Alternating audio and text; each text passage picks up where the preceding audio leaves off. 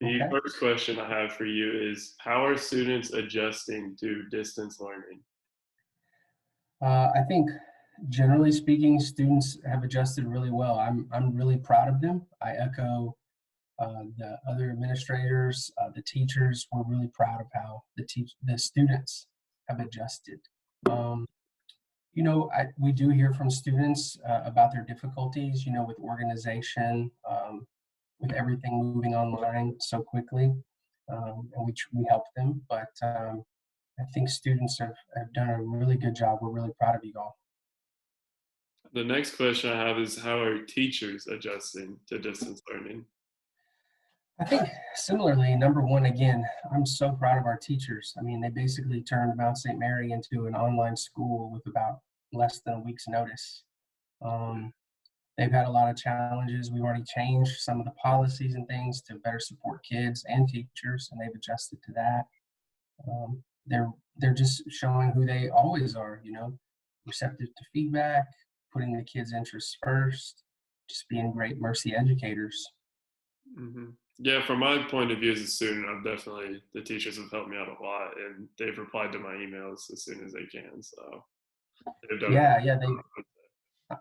I'm not surprised to hear that. I'm glad to hear that, Alec. The next question is what tools are offered for students and teachers to make this as smooth as possible? Well, we've got our online learning platforms, primarily Google Classroom. That's what most teachers use, but some use Schoology or maybe have their own website. And then, as you mentioned, students are using email probably more than they ever have. I don't know if you know this, but surveys show that your generation doesn't like email, Yeah, doesn't read. I believe it. I believe it. Generally speaking, yeah, doesn't like to read them, doesn't bother reading them, doesn't send them, so that's a big change, and I think a lot of you have adapted well.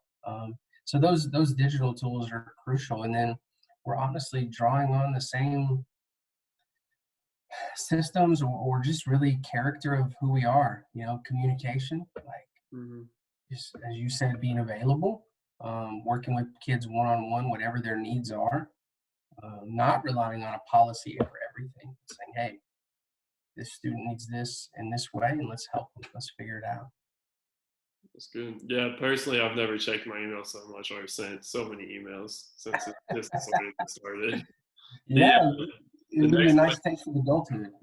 yeah, the next question I have is how have counselors been able to play a role in this for students or teachers? Our counselors have been outstanding, truly. They've done everything from, again, disseminating more materials from ACT prep to college admissions and application. I mean, even just communicating all the opportunities that they can right now to mental health and checking on students' wellness. I don't know if you've gotten any surveys about that, but they've been sending those out regularly I to think I check did. in. I think they send it out once a week, kind of wellness survey. They ask us Yeah, to do it, and I think we can say whatever we want. I guess. yeah, and then they follow up on that. They're communicating with parents and students. Again, not even just focused on academics, but well-being. And so our counselors have they've been really leading the way. The next question I have: has this made teachers' jobs easier or harder? Um, for sure harder, but here's why. And I actually have to give credit to Miss Morris for articulating this. Um, Teachers get into education for one main reason, lots of reasons, but their favorite thing about education are educators. We get into education because of the kids. Like that's the best part of it. The interaction, the relationships, the support, the engagement. That's what it's all about. In fact, y'all energize us in the classroom. And Yeah. so then the hardest part of distance learning is we've removed that, largely speaking. Zoom or Hangouts, video conferencing, it's not the same. It's good. So we've removed that, but then all the stuff that are just clerical, checking emails, grading or entering grades, things like that. That's not the fun part of teaching. That's not what makes it meaningful. And so that's been the hard part is basically distance learning takes out the best part and emphasizes the part that's the least meaningful. Yeah, makes sense. The next question I was, what are plans for graduation and or prom? Okay, good question. So for graduation, we've already released two possible dates in July. We're going to do our best to have it in person at the same venue as before, as we had planned, Hmm.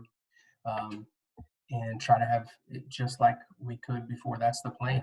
Um, those dates, one of them is a preference over the other, and honestly, I can't remember exactly which, but we have two possible options for July. Should that meet public health uh, uh, guidelines.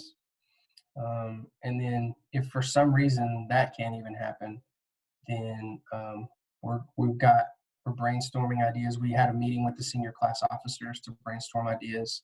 We're open to your ideas, to your parents' ideas for Hmm. how that might look. But we're doing our best to try to make it happen. Baccalaureate graduation in July. We have a couple of specific dates already set aside as alternates or as possibilities.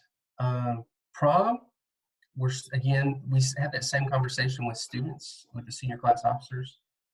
Just some ideas, some possibilities, ranging from, again, doing it just like normal down to something more casual at school. But that pretty much wraps up the interview. So I appreciate Okay, you for taking the time and being flexible to do this with me. you bet, man. You're living a good life where you have to set your alarm for 10 a.m. Yeah, It's a good that's true. life. All right, take care and I don't know, stay safe, I guess. Same to you, buddy. Have a good one. Enjoy the visiting. See you.